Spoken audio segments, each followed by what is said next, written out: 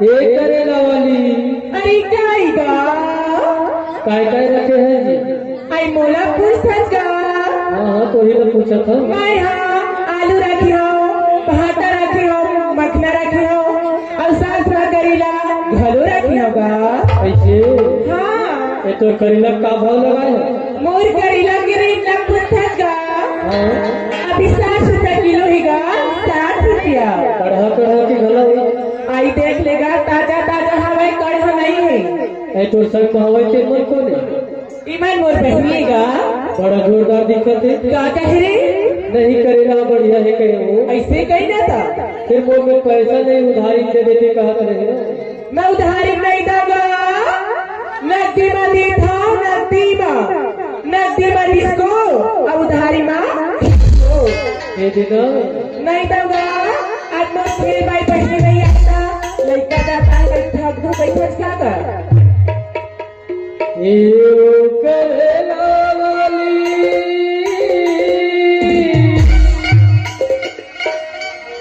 करेला देगा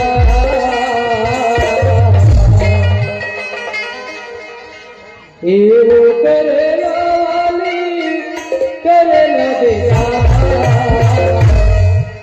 मगध उधारी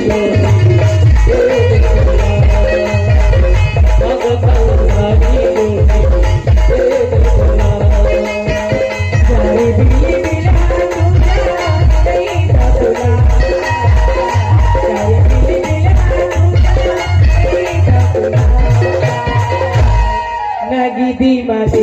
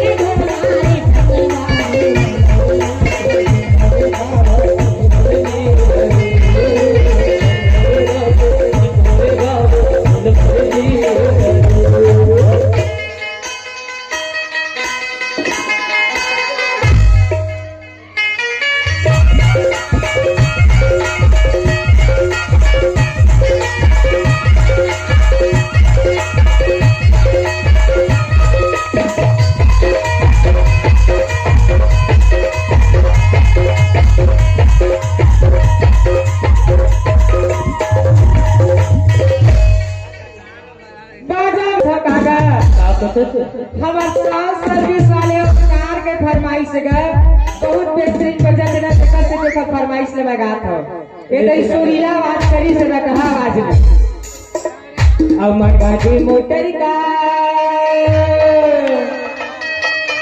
आएगा जोड़ीदार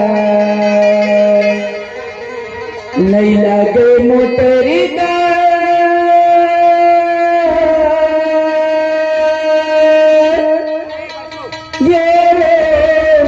जोड़ीदार